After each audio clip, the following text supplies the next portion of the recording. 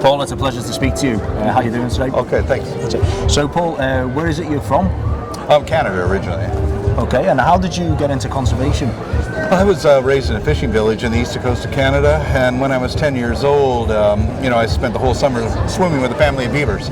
And the next summer when I went back, when I was 11, I couldn't find them, and I found out from trappers that they had taken them all over during the winter. So I became pretty angry, and that winter I began to walk the trap lines and free the animals and destroy the traps. That's fantastic. So, and then what sort of led to the founding of the Sea Shepherd? What gave you the idea for this? Well, when I was 18, I was the youngest founding member of the Greenpeace Foundation. And then I was with Greenpeace till 1977. I left Greenpeace and established Sea Shepherd. I felt there was a need for an interventionist organization to uphold international conservation law. Because we have all the laws and treaties, regulations we need to uphold to actually do something, but the problem is there's a lack of enforcement because of a lack of economic and political will to enforce those laws. So you've become like the world's largest private navy. Can you tell us about that? Over the years, we built up ships. We have 9 ships right now, and we operate primarily with volunteers. Got a good chain of command, but we're more a movement really. It's an international movement, and so really it's an opportunity to harness the concerns of people, their passion, their courage, their imagination, and bring that together and try and make a difference. So you recently, you guys chased down a boat called the Thunder, and it was sort of a landmark outcome for you guys. Could you tell us what happened there? The Thunders, along with other toothfish poachers, have been operating in the Southern Ocean with impunity for the last 10 years. Everybody knew they were there. Nobody's doing anything about them. So Sea Shepherd set off to track down these toothfish poachers, and a few days after leaving Tasmania, they found the most notorious one of all, which is the Thunder. And it was found by Peter Hammerstead on the Bob Barker. Now, as soon as the Bob Barker found the Thunder, they dropped their nets and ran. The Sam Simon picked up that net. It was a 72-kilometer net. Took them 200 hours to bring it in.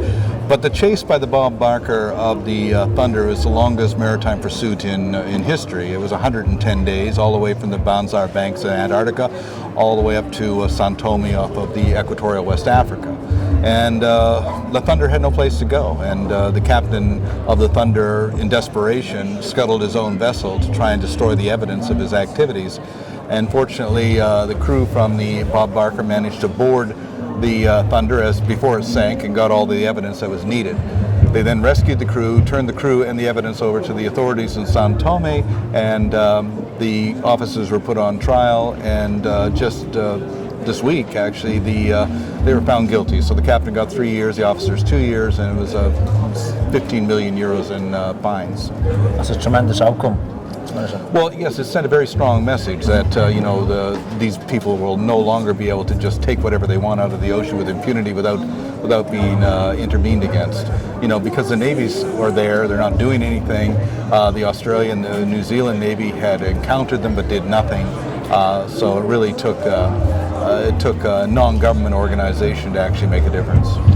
And just quickly, you mentioned in your talk before at this event that illegal fishing boats are being subsidised. Yes. Can you explain what's going on there? Well, the companies that own these boats are big, large fishing companies, in particular the ones in the Southern Ocean owned by companies in Galicia, Spain. And these companies ultimately own them, but it's not that apparent that they own them. But these companies are big and receive subsidies from governments. $76 billion a year is paid in subsidies to the fishing industry. So this one company, Bedal Armadores, received 3 million euros in subsidies, and it's very much involved with illegal fishing. I don't think that the EU is knowingly funding or subsidizing this, but they are indirectly. Now, just you apparently have a red notice, an Interpol red notice against you. How does that come about?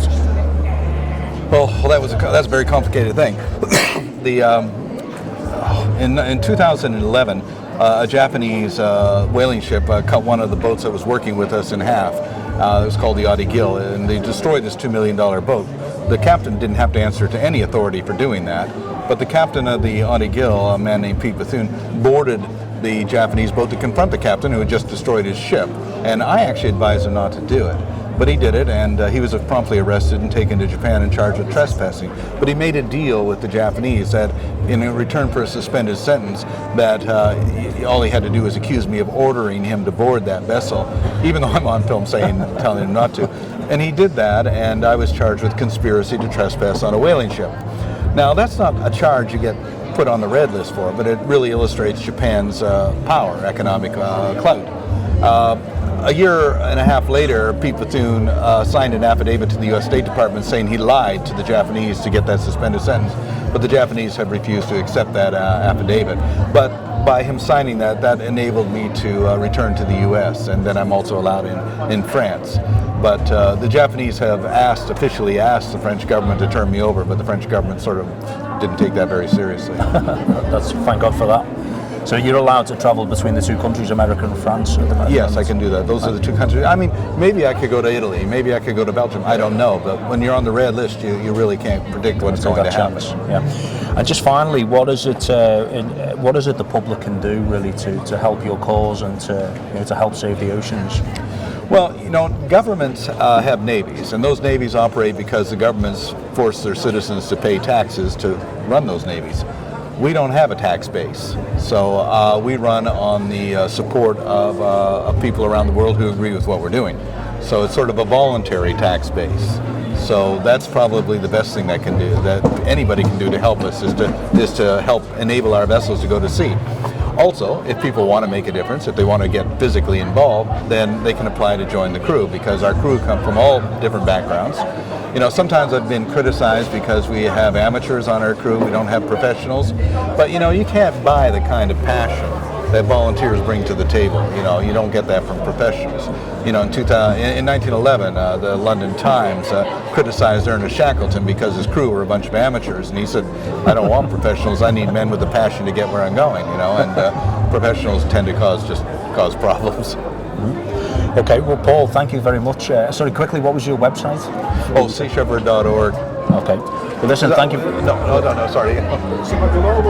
Oh, sorry, seashepherdglobal.org. seashepherdglobal.org, okay. Yeah. So listen, thank you very much for your time this evening. It's been an absolute pleasure to have met you. Thank you. Take care, mate. Thanks.